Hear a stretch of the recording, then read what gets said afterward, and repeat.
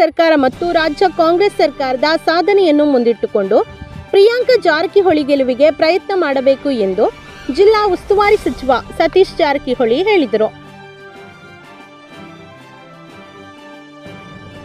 ರೀತಿ ತಾವು ಮತಗಳನ್ನು ತರಬೇಕು ಮತ್ತು ನಮ್ಮ ಸರ್ಕಾರದ ಸಾಧನೆಗಳನ್ನು ಹೇಳಬೇಕಂತ ವಿನಂತಿ ಮಾಡಿಕೊಳ್ಳಿಕ್ಕೆ ಬಂದಿದ್ದೇವೆ. ವಿಶೇಷವಾಗಿ ಕಾಂಗ್ರೆಸ್ ಸರ್ಕಾರ ಅದು ಕೇಂದ್ರದಲ್ಲಿ ಇರ್ಬೋದು, ರಾಜ್ಯದಲ್ಲಿ ಬಂದಾಗ ತನ್ನದೇ ಆದ ಕೊಡುಗೆಯನ್ನು ನಾಡಿಗೆ ಭೂಮಿಗೆ ಕೊಟ್ಟಿದೆ. ಅದು ಹಿಂದೆ 50 ವರ್ಷಗಳಲ್ಲಿ ಕಾಂಗ್ರೆಸ್ ಸರ್ಕಾರ ಕೇಂದ್ರದಲ್ಲಿ ರಾಜ್ಯಭಾರ ಮಾಡಿದೆ. ಆ ಸಂದರ್ಭದಲ್ಲಿ ಹಲವಾರು ಜನಪರ ಕಾರ್ಯಕ್ರಮ ಮಾಡಿದೆ. ಅದು ನೀರಾವರಿ ಯೋಜನೆಗಳಿರ್ಬೋದು, ಟೆಲಿಫೋನ್ ಸುಧಾರಣೆ ಇರ್ಬೋದು, ಯೂನಿವರ್ಸಿಟಿಗಳಿರ್ಬೋದು, ಆಸ್ಪತ್ರೆಗಳಿರ್ಬೋದು, ಹಲವಾರು ಯೋಜನೆಗಳನ್ನು ಕೇಂದ್ರ ಸರ್ಕಾರ 50 ವರ್ಷಗಳಲ್ಲಿ ದೇಶಕ್ಕೆ ಕೊಡುವುದನ್ನು ನಾವು ನೋಡಿದ್ದೀವಿ. ಅದೇ ರೀತಿ ರಾಜ್ಯದಲ್ಲಿ ಯಾವಾಗ ಸರ್ಕಾರ ಬಂದಿದೆ ಕಾಂಗ್ರೆಸ್, ಆ ಸಂದರ್ಭದಲ್ಲಿ ನಾವು ಒಳ್ಳೆಯ ಕಾರ್ಯಕ್ರಮವನ್ನು ಕೊಡುವ ಮೂಲಕ ಈ ದೇಶದ ಈ ರಾಜ್ಯ ಜನತೆಗೆ ಬದುಕಲಿಕ್ಕೆ ದಾರಿ ಮಾಡುವಂಥ ಪ್ರಯತ್ನ ಆಗಿದೆ. ಹಿಂದೆ 13ರಲ್ಲಿ ಸಿದ್ದರಾಮಯ್ಯ ಸರ್ಕಾರದಲ್ಲಿ ಸಾಕಷ್ಟು ಕೆಲಸಗಳನ್ನು ಮಾಡಿದ್ದೀವಿ. ಅದು ಕೃಷಿ ಹೊಂಡ ಇರ್ಬೋದು, ವಿಶೇಷವಾಗಿ ಕೆರೆ ತುಂಬುವಂಥ ಯೋಜನೆ ಇರ್ಬೋದು, ರಸ್ತೆಗಳಿರ್ಬೋದು. ಬಹುಶಃ ಮಾಲಿಕ್ಪುರಿಂದ ಚಿಕ್ಕೋಡಿ ರಸ್ತೆ ನಮ್ಮ ಅವಧಿಯಲ್ಲೇ ಮಾದೇವಪ್ಪರ ಮಂತ್ರಿಗಳಿದ್ದಾಗ ಆಗಿದ್ದನ್ನು ತಾವೆಲ್ಲ ನೆನಪಿರ್ಬೇಕು ನಮಗೆಲ್ಲ. ಸೊ ಆ ರೀತಿ ಹಲವಾರು ಕಾರ್ಯಕ್ರಮವನ್ನು ನಾವು ಮಾಡಿದ್ದೀವಿ. ಆ ಹಿನ್ನೆಲೆಯಲ್ಲಿ ನಮ್ಮ ಮತ ಕೊಡುತ್ತಾ ಇವತ್ತು ಕೇಳಲಿಕ್ಕೆ ಬಂದಿದ್ದೀವಿ. ವಿಶೇಷವಾಗಿ ಇದ್ರ ಜೊತೆಗೆ ಅತ್ಯಂತ ಮಹತ್ವದ ಯೋಜನೆ ಗ್ಯಾರಂಟಿ ಯೋಜನೆ.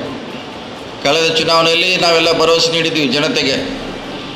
ನಮ್ಮ ಸರ್ಕಾರ ಬಂದರೆ ನಿಮಗೆ 5 ಗ್ಯಾರಂಟಿಗಳನ್ನು ನೀಡ್ತೀವಿ ಅಂತ ಭರವಸೆ ನೀಡಿದ್ದೇವೆ. ಅದನ್ನು ಚಾಚು ತಪ್ಪದೆ ನುಡಿದಂತೆ ನಡೆಯುವ ಕೆಲಸ ಸಿದ್ದರಾಮಯ್ಯ ಸರ್ಕಾರ ಮಾಡಿದೆ ಅಂತ ನಮ್ಗೆ ಹೆಮ್ಮೆ ಕೂಡ ಮಾಡಿದೆ. ಯಾಕಂದರೆ ನಾವು ಹೇಳಿದ್ದೀವಿ, ನಡೆದಿದ್ದೀವಿ. BJP ಅವರು 10 ವರ್ಷಗಳಲ್ಲಿ ಹೇಳೋದಾಯಿತು, ಒಂದು ಕೂಡ ಜಾರಿ ಆಗಿಲ್ಲ. ಹೇಳೋದಾಯಿತು, ಹೇಳೋದಾದ್ರೆ ಅದು ಲಿಮಿಟೇ ಇಲ್ಲ. ಅದು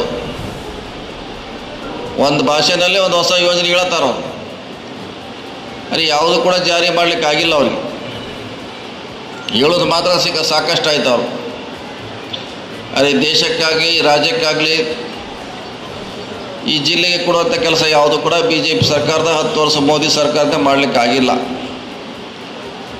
ನಾವು ಕಡಿಮೆ ಮಾಡಿರ್ಬೋದು, ಆದರೆ ಈ ನಾಡಿಗೆ ನಮ್ಮದೇ ಅಂಥ ಕೊಡುಗೆಯನ್ನು ಒಂದು ಮೈಲಿಗಲ್ಲನ್ನು ಕೊಡುವಂಥ ಕೆಲಸ ಕಾಂಗ್ರೆಸ್ ಪಕ್ಷ ಮಾಡಿದೆ.